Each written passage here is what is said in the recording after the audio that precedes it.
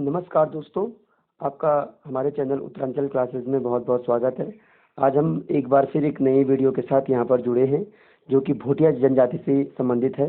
इससे पहले के वीडियो में हमने थारू जनजाति को यहाँ पर डिस्कस किया था।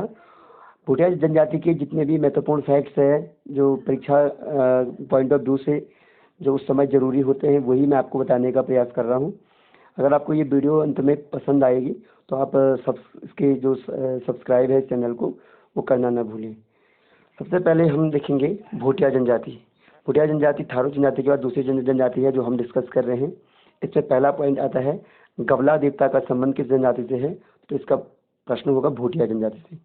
सबसे प्राचीन जाति किसे माना जाता है, महत्वपूर्ण टॉपिक है।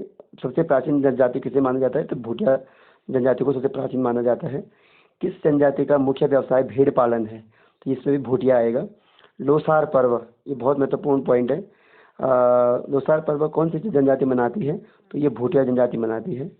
मौसमी पशुचारण व्यवसाय को कौन सी जनजाति अपनाती है, इसमें भी भूटिया आएगा। यानी मौसमी पशुचारण यानी मौसम के हिसाब से ये अपने पशुओं को उच्च स्थानों से निम्न स्थानों की ओर ले आते हैं। यानी जब मौसम गर्मियाँ होती है तो ये इनके जो पशु होते हैं ये उच्च हिमालयी क्षेत्रों में होते हैं, और जैसे ही ठंड पड़ती है तो उसको निम्न स्थानों की ओर ले आते हैं। इसीलिए इसे कहते हैं मौसमी पशुचारण।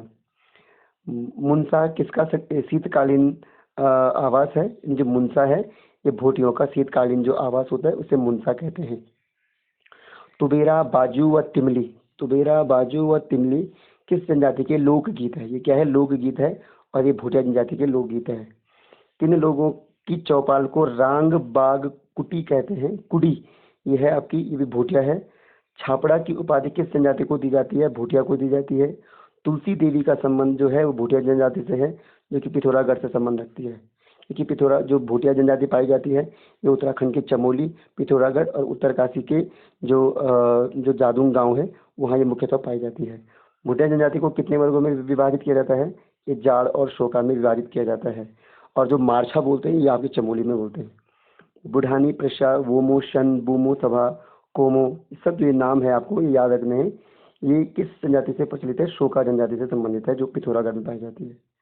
भूटिया समुदाय में प्रचलित शब्द कुंज का अर्थ है, कुंज का अर्थ है सामूहिक यात्रा को ये क्या कहते हैं, कुंज कहते हैं।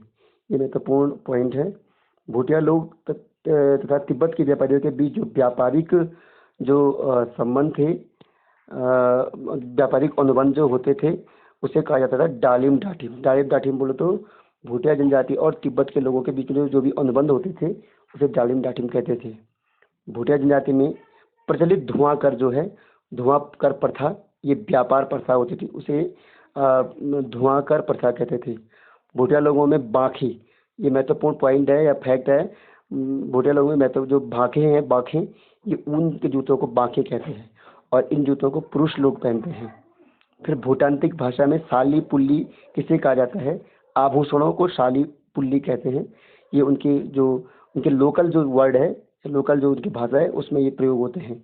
भूटिया के पूर्वाग्रह के समान बोक्साओं में जो प्रचलित है वो क्या है, ये क्वारा घर है। यानी भूटिया के पूर्वाग्रह के समान बोक्साओं में भी ये चीज़ें प्रचलित है। भूटिया जनजाति में कूटो का अर्थ है, तो कूटो का अर्थ है रोटू। भूटिया व्यापार की समाप्ति किस वर्ष हुई थी, 1962 ईस्वी में। यानी भारत चीन युद्ध के बाद भूटिया व्यापार की समाप्ति तिब्बत से हो गई थी, क्योंकि वो तिब्बत का जो एरिया था वो चीन का अधिकृत क्षेत्र है, तो उसने उसको अधिकृत कर दिया था, तो फिर वह व्यापार प्रतिबंध वहीं से शुरू हो गया था। भूटिया में जो वर्षा का देवता कहलाता है उसे घूमर कहते हैं। ये प्रश्न पूछा भी गया है कि वर्षा के देवता को क्या क्या क्या कहा जाता है, घूमर कहा जाता है। और भूटिया जनजाति में घुरमा किसे कहते हैं, ये भी वर्षा के देवता को कहते हैं, घुरमा। किरात वंशीय भूटिया अर्ध घुमंतु जनजाति है, ये खस राजपूत कहते हैं, स्वयं को कहते हैं, अपने आप को खस राजपूत का कहते हैं। उत्तरकाशी के जादूंग गांवों में मुख्यतः रहते हैं भूटिया, जाड़, ये भूटिया की उपजाति है। ये लोग अपने घरों को मैत कहते हैं, बहुत महत्वपूर्ण पॉइंट है, अपने घरों को क्या कहते हैं, मैत कहते हैं। ये लोग शीतकाल में गुंडा या मुंसा नाम के घरों में रहते हैं। इनमें विवाह की दो प्रथाएं प्रचलित है, तत्सद और दामूला, वेरी इंपॉर्टेंट। तत्सद और दामूला ये है, ये विवाह की दो प्रथाएं प्रचलित है। इन लोगों के जो तुबेरा, बाजू और तिमली है ये इनके गीत है, प्रसिद्ध इनके गीत है। तुबेरा, बाजू, तिमली, रुमाल लेकर पौना नृत्य कौन करते हैं? ये भोटिया लोग करते हैं। ये अपने संबंधियों को सुहारा कहते हैं।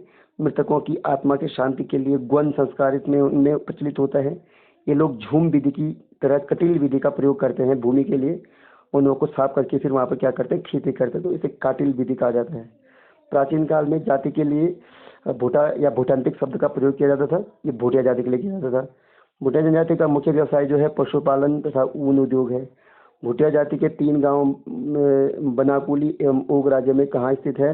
ये है आपके विष्णु गंगा घाटी में, यानी चमोली में। विशेष प्रकार की शराब जिसे छंग कहते हैं, ये भी भोटिया का मुख्य पेय पदार्थ है। स्वयं को कौन सी जनजाति खस राजपूत मानती है? ये भोटिया है। हमने पहले भी डिस्कस किया था कि यह जनजाति जो है अपने आप को खस जाति का मानती है। खस का अर्थ होता है कि उत्तराखंड के मूल निवासी। विवाह आदि के अवसर पर भोटिया जनजाति में कौन सा नृत्य किया जाता है? तो इनमें सबसे महत्वपूर्ण नृत्य है पौना नृत्य। पौना नृत्य भोटियों में किया जाने वाला नृत्य है। दोस्तों, अगर आपको हमारा ये चैनल पसंद आया तो लाइक, शेयर और